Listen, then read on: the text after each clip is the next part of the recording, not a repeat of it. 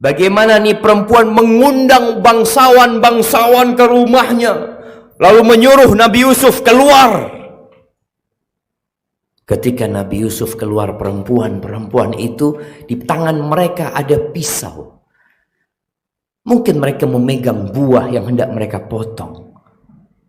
Ketika melihat Nabi Yusuf, faqatta'na aydiyahun, mereka menyayat-nyayat tangan mereka, tidak sakit.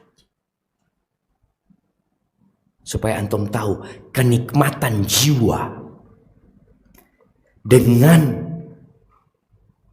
sakit jasad ini, aduh, itu berbeda. Dia menyayat tangannya, tapi karena jiwanya senang melihat Nabi Yusuf, berdarah-darah tangan mereka.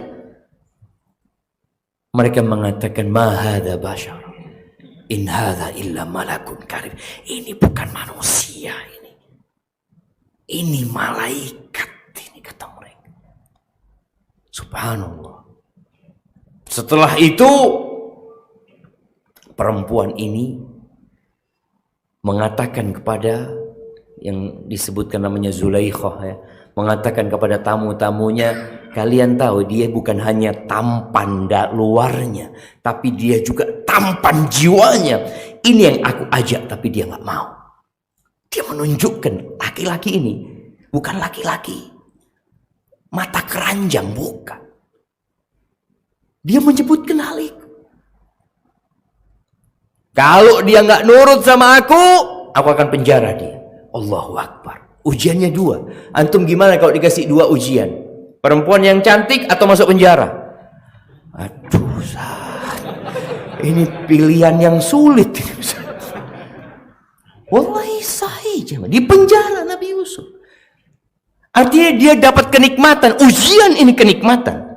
Ini perempuan yang cantik yang mengajak dia, ini ujian dari Allah Azza wa Jalla buat dia. Tapi penjara pun juga ujian. Nabi Yusuf mengatakan, Rabbi sijnu ahabbu ilayya, Allah. Penjara lebih aku cintai daripada ajakan mereka. Di penjara bukan sebulan 2 bulan, bid'ah sinin. Bid'ah itu dari 3 sampai 10 sampai 9 kira-kira jamaah. Di penjara Nabi Yusuf. Ini Nabi jamaah.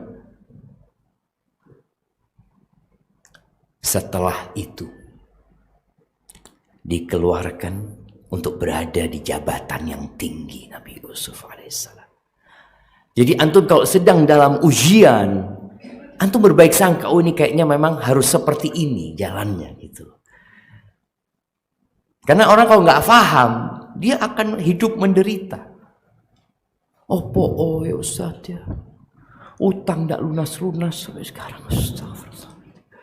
Ngelamar kerja di sana nggak diterima. Sudah bekerja di PHK.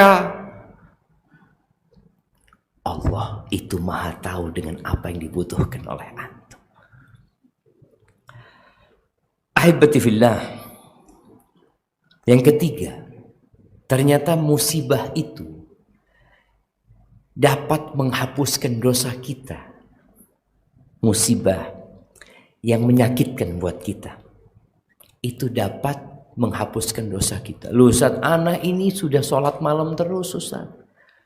Ini ada orang yang tidak merasa punya dosa, maka dikasih musibah sama Allah Azza wa Jal. Rasul sallallahu alaihi wasallam mengatakan, ma yazalul bala'u bil mu'mini wal mu'minati, akan ada bala yang menimpa seorang laki-laki yang beriman, perempuan yang beriman, fi nafsihi, di dirinya, wa waladihi wa malihi. Musibahnya kadangkala di dirinya, kadangkala di hartanya, kadangkala di anaknya, hatta yalqallah wa ma alaihi khati'ah. Yang nilai akhirnya orang ini berjumpa sama Allah nggak punya dosa. Maka ketika Nabi SAW membesuk seorang perempuan dari sahabatnya, yang dia demam, menggigil dia jam. Nabi SAW mengatakan kepadanya, ya Umma Sa'ib, malaki tuzafzifin. Umma Sa'ib, kenapa engkau menggigil? Ada apa? Dia mengatakan, al-humma ya Rasulullah, la barakallahu fiha. Ini ya Rasulullah, demam ya Rasulullah, semoga Allah tidak memberkahi demam ini. Dia mengatakan, semoga Allah tidak memberkahi demam ini. Kadang-kala ada di antara kita kalau sakit itu menjelek-jelekan, memaki penyakit.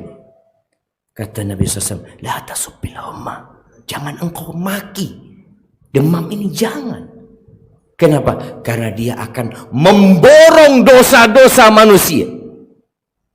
Sebagaimana alatnya pandai besi itu membersihkan besi dari karat-karatnya.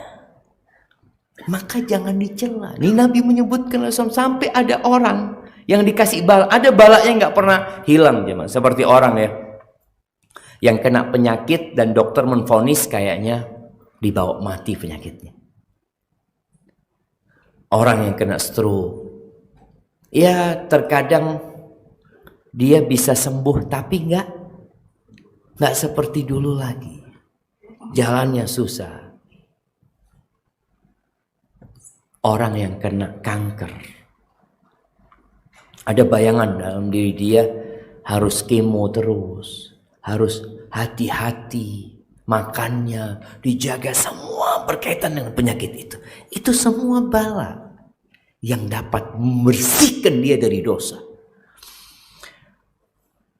Dan Nabi SAW dalam hadis yang diriwayatkan Imam Tirmidzi, beliau mengatakan, idza aradallahu bi'abdihil khair, kalau Allah menginginkan kebaikan buat hambanya, kebaikan,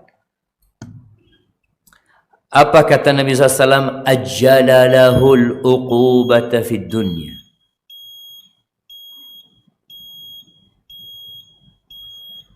Kenapa dia jemaah?